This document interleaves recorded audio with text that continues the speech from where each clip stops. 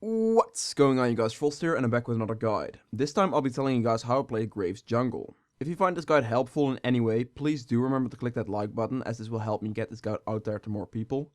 Also, if anything changes that will affect this guide, there will be an update in the description. The following subjects will be mentioned in this guide: champion description, abilities, leveling order, runes, masteries, the item build and the jungle strategy. If you want to go to a specific subject, you can click on it right now.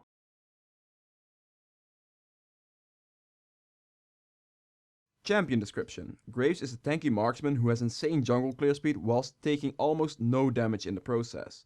It is also very difficult to beat Graves in any 1v1 situation at any given point in the game, unless you are far ahead of him due to the sheer amount of damage he puts out. And because he is a marksman, he skills insanely well into the later stages of the game. The main downside about Graves jungle is that he doesn't really have any CC to gank with, but the amount of damage he does kinda makes up for this.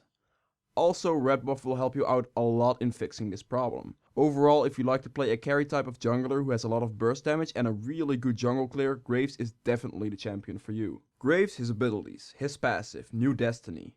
Each of Graves' basic attacks consumes 1 shell and sprays 4 pellets in a cone. Enemies hit take physical damage plus damage for every pellet that hit them beyond the first one, meaning that the closer Graves is to a target, the more damage he will deal. Pellets stop at the first enemy unit or structure they hit, meaning Graves is not guaranteed to hit his primary target. Each pellet will apply on-hit effects, but enemies will also suffer on-hit effects once per shell. Non-champion units hit by more than 1 pellet are knocked back. Graves' gun, Destiny, holds up to 2 shells. After using all of his shells, or sitting on 1 shell for 4 seconds without attacking, Graves will reload, which takes 2 seconds, during which he cannot attack. The reload timer is reduced by 0.4% for every 1% bonus attack speed, for a minimum reload time of 1.22 seconds. His first ability, End of the Line. Graves fires a round in a target direction that deals physical damage to all enemies it passes through and leaves a powder trail behind. After 2 seconds or 0.25 seconds upon impact with a structure or terrain, the round detonates, dealing physical damage to all enemies in a wide perpendicular area and in reverse wave along the powder trail. This will be your main damage skill when you're clearing your jungle. Once you get your finished jungle item, using this ability on a camp will pretty much one-shot that camp. This skill is also great for bursting enemies when they are close to walls, because the only thing that can save them from this is a flash. His second ability, Smoke Screen.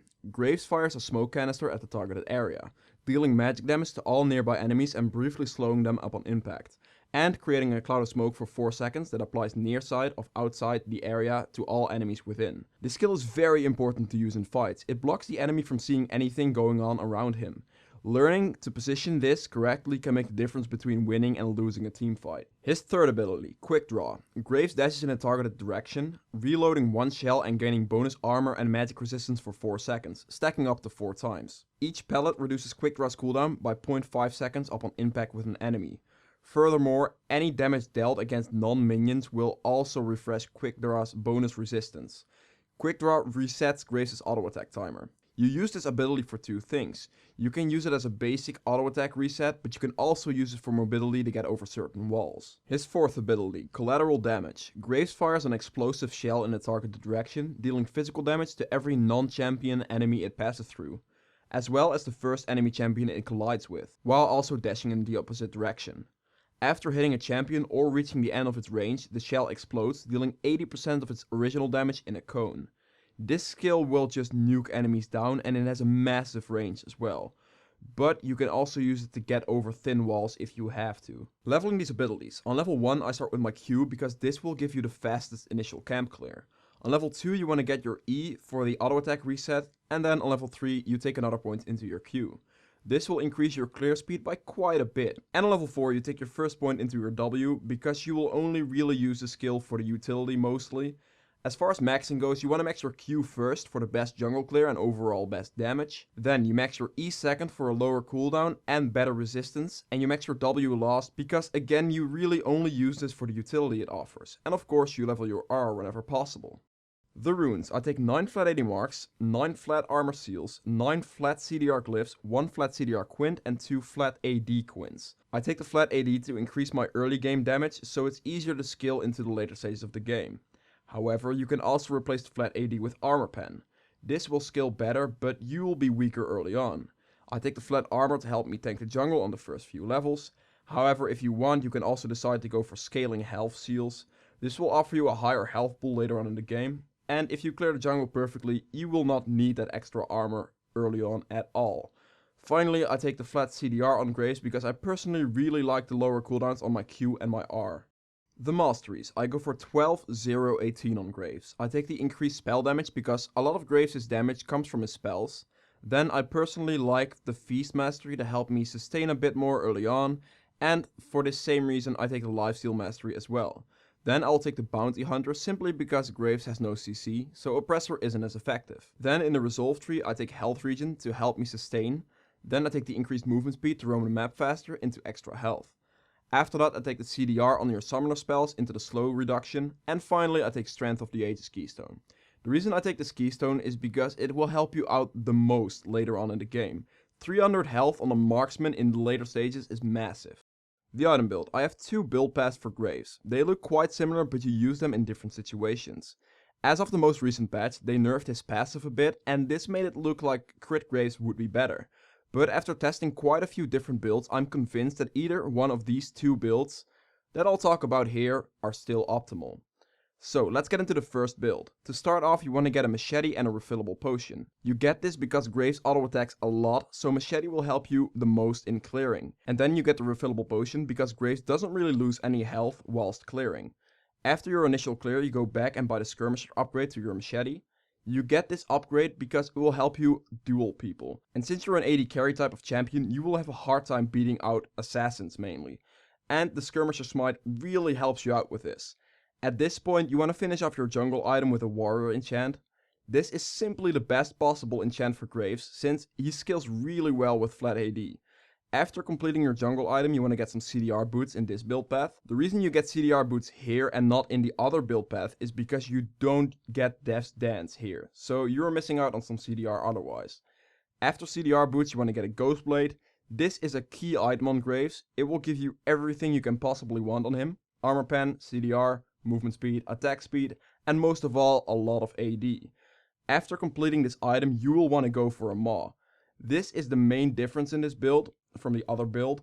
Getting Maw is very solid against a lot of AP damage on the enemy team. And the situation where you will have to go for this Maw build is only if the enemy team has 2 or more AP threats.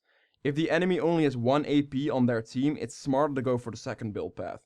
After Maw, you want to finish this build off with a steraks and a Phantom Dancer.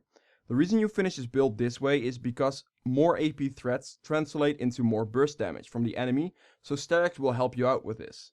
And you get Phantom Dancer here because getting that crit and damage reduction that this item offers you will help you greatly against multiple mages. Now, the second build is the build you want to go for when playing against more tank champions. As of right now, this tends to be the case 90% of the time. The main difference in this build compared to the other build is that you will take Death's Dance instead of Maw. Because with only 1 AP threat, you will not need all that extra MR. And since you're taking Death's Dance over Maw in this build, you will not need the extra CDR from the CDR boots, so you get Swiftness boots instead. This will help you kite better. You will still get both Ghostblade and steraks in this build, because Ghostblade is just key on Graves and steraks will give you enough protection against a single mage. And to finish this build off, you want to get Lord Dominic's Regards. You will get this item in this build because it's a great item against tanks, and that is what this build is created to deal with. This build deals with tanks insanely well because you can get a lot of lifesteal from it, plus a lot of mobility, and you can also kite the tanks and sustain their damage whilst killing them fast with the armor pen from Lord Dominic Regards and Ghostblade. The jungle strategy. In the background right now you can see the jungle clear for both sides of the map. Whilst this is playing, I want to talk to you guys a bit about what you should do with Graves in your average game. So first up, when clearing your camps, make sure you're kiting the monsters. This is not difficult at all because you're a ranged champion and your auto attacks knock the monsters back a bit every time, so as long as you walk away from them in different directions and use your E to get that extra distance, you should be able to get through your full clear whilst only using like one of the 2 charges from your refillable potion. Graves is very good at invading the other jungler because he is really difficult to beat in any 1v1 situation. With a lot of walls around, of course. So be sure to place some deep wards into the enemy jungle so you can track their movements. Or when they show to gank a lane, make sure you go into their jungle and take their camps away. Graves has no trouble clearing camps at all. Because with 1 Q and maybe like 2 auto attacks after you're finished your jungle item, you will have one-shot the camp. When it comes to ganking with Graves, it's actually quite simple. The reason it's so simple is because all you have to do is walk into a lane and you will be able to burst the enemy down insanely fast. So every time you walk into a lane with a red buff, it should be a flash or a kill. The main thing you just want to make sure you do with Graves jungle is keep farming. Since he's an AD carry type of champion, he needs that farm. Ganks are things you do when you have nothing to clear in your jungle. Or of course, if your laner is in a lot of trouble and the enemy is all the way pushed up, then you can take some time out of your clearing to help him out, because if you don't help him at this stage, then you will walk into that later on in the game. When it comes to team fighting, it's very straightforward. You just hit whoever is closest to you, and you can use your ultimate to snipe out enemy carries if they get low. Thank you guys so much for watching. If you've enjoyed it or learned anything from it, please do remember to click that like button right below this video, as this helps me get this video out there. If you would like to see more guides like this, hit that subscribe button, and I'll see you guys next time. Bye!